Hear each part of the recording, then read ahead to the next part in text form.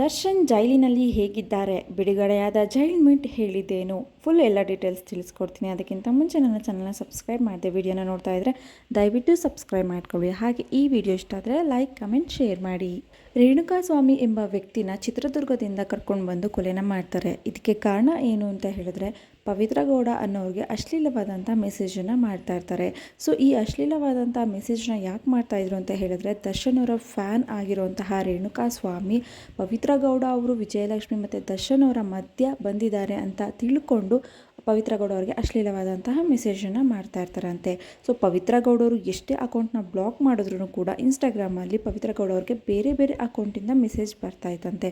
So ಇದನ್ನು ದರ್ಶನ್ ಅವ್ರಿಗೆ ತಿಳಿಸಿದ ನಂತರ ದರ್ಶನ್ ಅವರು ಹಾಗೆ ಅವರ ಗ್ಯಾಂಗ್ ರೇಣುಕಾಸ್ವಾಮಿ ಎಂಬ ವ್ಯಕ್ತಿನ ಕರೆತಂದು ಎದುರಿಸಿದಕ್ಕೋ ಅಥವಾ ಉದ್ದೇಶಪೂರ್ವಕವಾಗಿ ಕೊಲೆ ಮಾಡಿದರೋ ಇನ್ನೂ ಗೊತ್ತಿಲ್ಲ. ಇನ್ನೂ ಕಾನೂನಿಂದ ತೀರ್ಪು ಬಂದಿಲ್ಲ.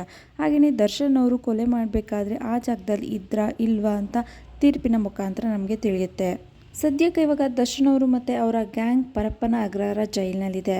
ಸೊ ಜೈಲಿನಲ್ಲಿ ದರ್ಶನ್ ಅವರು ಹೇಗಿದ್ದಾರೆ ಅಂತ ತಿಳ್ಕೊಬೇಕು ಅಂತ ಅವರು ಫ್ಯಾನ್ಸ್ ತುಂಬಾ ಕಾತರದಿಂದ ಕಾಯ್ತಾ ಇದ್ದಾರೆ.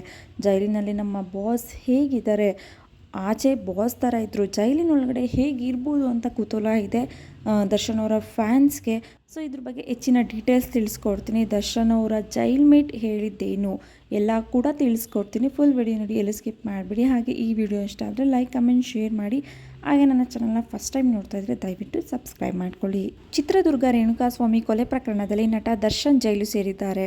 ಪರಪ್ಪನ ಅಗ್ರಹಾರದಲ್ಲಿ ದರ್ಶನ್ ಹೇಗಿದ್ದಾರೆ ಎಂದು ತಿಳಿದುಕೊಳ್ಳುವ ಕುತೂಹಲ ಎಲ್ಲರಿಗಿದೆ. ಇದೀಗ ಈ ಕುತೂಹಲಕ್ಕೆ ಅವರೊಂದಿಗೆ ಜೈಲಿನಲ್ಲಿದ್ದು ಬಿಡುಗಡೆಯಾದ ವ್ಯಕ್ತಿಯೊಬ್ಬರು ಉತ್ತರ ನೀಡಿದ್ದಾರೆ.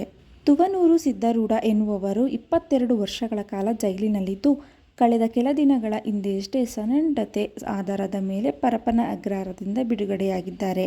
ಬಿಡುಗಡೆಗೂ ಮುನ್ನ ಸಿದ್ದಾರೂಢ ಅವರು ದರ್ಶನ್ ಭೇಟಿಯಾಗಿದ್ದಾರೆ ಎನ್ನಲಾಗ್ತಿದೆ. ದರ್ಶನ್ ಸರ್ VIP ಸೆಲ್ನಲ್ಲಿ ಇದ್ದಾರೆ. VIP ಸೆಲ್ ಅಂದರೆ ಬೇರೆಯವ್ರಿಗಿಂತ ಚೆನ್ನಾಗೇ ಇರುತ್ತದೆ. ಅಲ್ಲಿ ಬೆಡ್, ಕುರ್ಚಿ, 20 ಲೀಟರ್ ನೀರಿನ ಕ್ಯಾನ್, ಒಂದು ಸೊಳ್ಳೆ ಪದರ, ಒಂದು TV ಅಷ್ಟೇ ಬಿಟ್ಟರೆ ಬೇರೇನೂ ಇರುವುದಿಲ್ಲ. ಅವರ ಸೆಲ್ ಮುಂದೆ ಸ್ವಲ್ಪ ಜಾಸ್ತಿ ಸ್ಥಳ ಇರುತ್ತದೆ. ಸೆಲ್ನಿಂದ ಹೊರಗೆ ಬಂದರೆ ಅವರು ಒಬ್ಬರೇ ಓಡಾಡಬೇಕು, ಬೇರೆ ಯಾರಿಗೂ ಅವಕಾಶ ಇಲ್ಲ. ದರ್ಶನ್ ಅವರು ಇತರ ಕೈದಿಗಳನ್ನು ಭೇಟಿ ಮಾಡಲು ಆಗುವುದಿಲ್ಲ. ಅವರನ್ನು ಮನೆಯಿಂದ ಭೇಟಿ ಮಾಡಲು ಯಾರಾದರೂ ಬಂದಾಗ ಅವರು ಹೋಗಿ ಬರುವುದನ್ನು ಇತರ ಕೈದಿಗಳು ನಿಂತು ನೋಡುತ್ತಾರೆ. ಇತರ ಆರೋಪಿಗಳು ಯಾರು ದರ್ಶನ್ ಜೊತೆ ಇಲ್ಲ. ಅವರ ಬಗ್ಗೆ ನನಗೆ ಗೊತ್ತಿಲ್ಲ. ಅವರು ಒಬ್ಬರೇ ಇದ್ದಾರೆ. ಅವರ ಜೊತೆಗೆ ಬೇರೆ ಯಾರೂ ಇಲ್ಲ. ದರ್ಶನ್, ಪ್ರಜ್ವಲ್ ರೇವಣ್ಣ ಬೇರೆ ಬೇರೆ ಸೆಲ್ನಲ್ಲಿ ಇದ್ದಾರೆ. ಅವರು ಹಾಗೂ ಇವರು ಇರುವ ರೂಮ್ಗೆ ಸುಮಾರು 1 ಕಿಲೋಮೀಟರ್ ದೂರವಿದೆ. ಅವರು ಭೇಟಿಯಾಗಲು ಸಾಧ್ಯವೇ ಇಲ್ಲ. ಇನ್ನು ಅವರಿಗೆ ವಿಶೇಷ ಊಟ ಏನೂ ಕೊಡಲ್ಲ. ಎಲ್ಲರಿಗೂ ಕೊಡುವ ಊಟವನ್ನೇ ಕೊಡುತ್ತಿದ್ದಾರೆ. ದರ್ಶನ್ ಸರ್ ಸೆಲ್ಲಿಗೆ ಊಟ ಬರುತ್ತದೆ. ದರ್ಶನ್ ಸರ್ ಅವರು ಜೈಲೂಟವನ್ನೇ ಮಾಡುತ್ತಿದ್ದಾರೆ. ದರ್ಶನ್ ಸರ್ ಅವರನ್ನ ನಾನು ನೋಡಿದಾಗ ವಿಗ್ಗಿತ್ತು. ಅವರು ಕೂಲ್ ಆಗಿದ್ದಾರೆ. ನಮ್ಮ ಜೊತೆ ಚೆನ್ನಾಗಿ ಮಾತನಾಡುತ್ತಿದ್ದಾರೆ. ಜೈಲಿನಲ್ಲಿ ದರ್ಶನ್ ಅವರನ್ನು ಎಲ್ಲರೂ ಭೇಟಿಯಾಗುವುದು ಕಷ್ಟ. ಆದರೆ ನಾನು ಅಧಿಕಾರಿಗಳ ಬಳಿ ಭೇಟಿ ಮಾಡಿದೆ. ದರ್ಶನ್ ಸರ್ ಅಭಿಮಾನಿ, ಭೇಟಿಯಾಗಬೇಕು ಎಂದು ಕೇಳಿದೆ. ಅವರು ಅವಕಾಶ ಕೊಟ್ಟರು. ಅಲ್ಲಿ ನಾನು ಅವರನ್ನು ಭೇಟಿಯಾಗಿ ಒಂದು 10 ನಿಮಿಷ ಧ್ಯಾನ ಮಾಡಿಸಿದೆ. ಹಾಗೆ ನನಗೆ ಬಿಸ್ಕೆಟ್ ಕೊಟ್ಟರು. ತುಂಬ ಆತ್ಮೀಯವಾಗಿ ಮಾತನಾಡಿದರು. ನನ್ನ ಕೇಸ್ ಬಗ್ಗೆ ವಿಚಾರಣೆ ಮಾಡಿದರು. ನಿಮ್ಮ ಬಳಿ ಹೇಳಿ ಅಂದರೆ TV ನೋಡುತ್ತಿರಲ್ಲ ಎಂದರು. ನನ್ನ ಮಾತಿಗೆ ಗೌರವ ಕೊಟ್ಟು ಧ್ಯಾನ ಕೂಡ ಮಾಡಿದರು.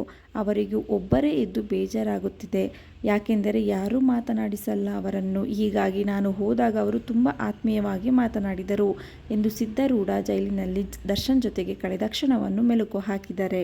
ಸೊ ಇದಿಷ್ಟು ದರ್ಶನ್ ಅವರ ಜೊತೆ ಇದ್ದಂತಹ ಒಬ್ಬರು ವ್ಯಕ್ತಿ ಜೈಲಿಂದ ಹೊರ ಬಂದ ಮೇಲೆ ಹೇಳಿರೋದು. ಇದಿಷ್ಟು ಈ ವಿಡಿಯೋ ಇಷ್ಟ ಆದರೆ ಲೈಕ್, ಕಮೆಂಟ್, ಶೇರ್ ಮಾಡಿ. ಹಾಗೆ ನನ್ನ ಚಾನಲ್ನ ಸಬ್ಸ್ಕ್ರೈಬ್ ಮಾಡ್ಕೊಳ್ಳಿ. Thank you so much. Next ವಿಡಿಯೋದಲ್ಲಿ ಸಿಗ್ತೀನಿ.